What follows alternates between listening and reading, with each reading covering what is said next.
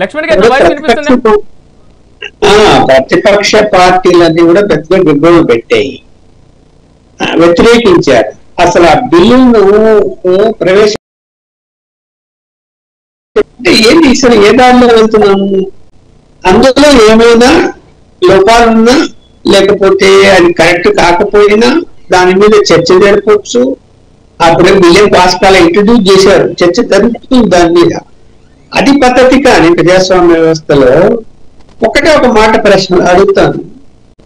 ఒక ప్రధానమంత్రి బాధ్యతలో ఉండి ముఖ్యమంత్రి బాధ్యతలో ఉన్నటువంటి వ్యక్తుల మీద ఏదైనా కేసులు రిజిస్టర్ అయితే, వాళ్ళు అరెస్ట్ అయితే, జైల్లో కూర్చొని నేను ముఖ్యమంత్రిగానే ఉంటాను, జైల్లో కూర్చొని ప్రధానమంత్రిగానే ఉంటాను అంటే సిగ్గుచేటు కదా? సిగ్గుచేటు కదా అది వీళ్ళకు, రాజకీయ నాయకులకి? ఏ విధంగా నువ్వు జైల్లో కూర్చుంటే ఒక ముఖ్యమంత్రిగా నువ్వు ఉంటూ ఒక ప్రధానమంత్రిగా రేపు కేసు బుక్ అయితే జైల్లో ఎట్లా కూర్చుంటాను, నేను రిజైన్ చేయనంటాడా? ఏం నైతిక విలువలు పాటిస్తున్నట్టు రాజకీయ పార్టీలని ఇవాళ? అది వద్దు, మంచిది కాదు.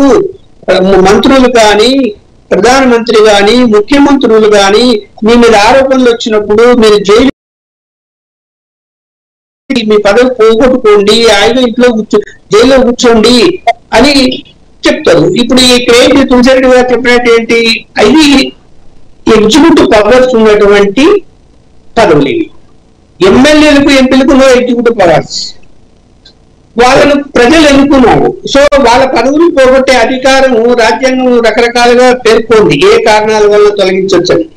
దాన్ని వైలేట్ చేయడానికి వీళ్ళే ప్రజలను ఎన్నుకున్నారు.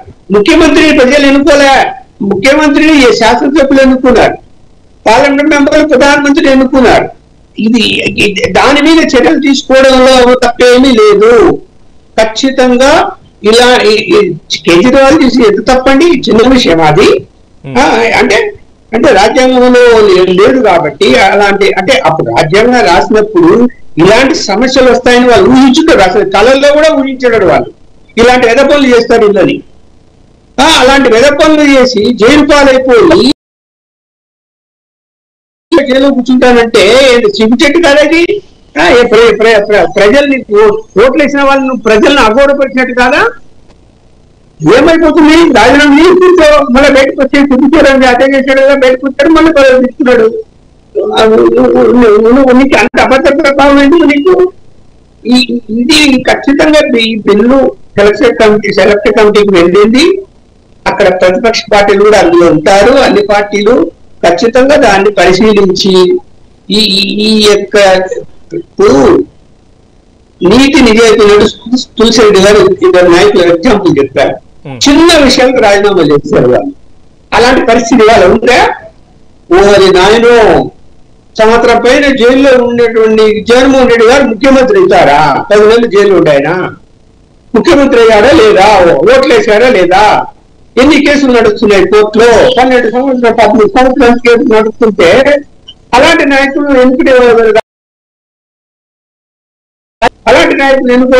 అవసరం. ఈ దేశానికి రాజ్యాంగం మార్పు చేయక్కర్లేదా? చేసి తిరగాలి.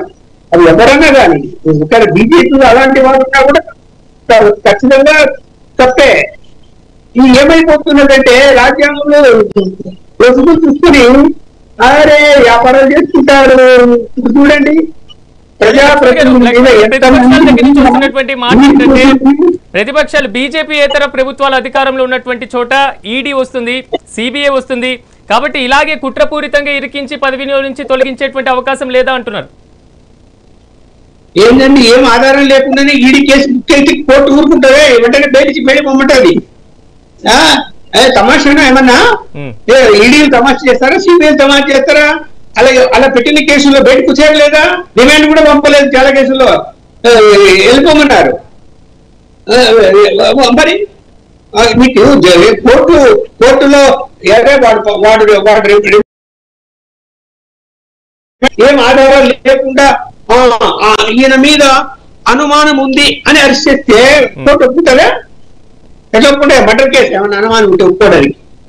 ఇది ఫైనాన్షియల్ మ్యాటర్స్ ఖచ్చితంగా కొంత ఎవిడెన్స్ ఉంటే తప్ప కోర్టు అంగీకరించదు. ఇక్కడ ఊరికే లాజిక్ మాట్లాడడానికి మాట్లాడుతుంది ప్రతిపక్ష పార్టీలు. ఎందుకు మాట్లాడతారు అలా? వాళ్ళ ఆత్మహత్య లేదా? ఎవరేం చేసింది? మా ఊళ్ళో ఒక ఆయన ఎమ్మెల్యే ఉన్నాడు వైఎస్ఆర్సీపీలో, ఏమి లేవనా ఆయన బట్టలు కూడా లేకుండా వచ్చి పొద్దుటూరుకు వచ్చి చేరిపోయి ఇవాళ చూడిపోయి ఎంత ఎంత ఆస్తి ఉన్నాయంటే కదా ఎలా వచ్చింది 5 నెలలలో? ఎగ్జాంపుల్ చెప్తున్నాను, చాలా మంది ఉన్నారు అట్లా, మా ఊరు కాబట్టి చెప్తాను. ఎలా వచ్చింది ఎలా వచ్చింది చెప్పండి. మరి ఇట్లా సరే ఇంకా పెద్ద పెద్ద నాయకుల గురించి అంటే నేను చాలా చెప్తా. చాలా మంది చంద్రబాబు నాయుడు గారి తక్కువ కాదు, లేకపోతే ఇంకా బీజేపీలో ఉన్నటువంటి వాళ్ళు సుజనా చౌదరి లాంటి కూడా ఇలాంటి సీఎం రమేష్ వీళ్ళందరూ కూడా తక్కువే కాదు. వ్యాపారాలకు ఎప్పుడైతే వ్యాపారస్తులు రియల్ ఎస్టేట్ బిజినెస్ చేసుకునే వాళ్ళందరూ వచ్చి పార్టీలలో చేరిపోతున్నారో అప్పుడు నీతి నియమాలు పక్కకు పోతున్నవి. రాను రాను రాజకీయ నాయకుల యొక్క విలువ తగ్గిపోతూ వస్తున్నాయి.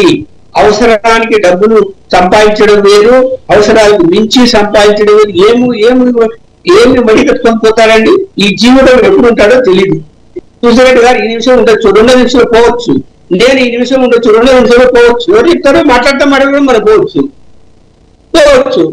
నువ్వు వేల కోట్లు సంపాదించాలనే ఆలోచన రాజకీయ నాయకులు వచ్చిందంటే ఏం చెప్పాలి?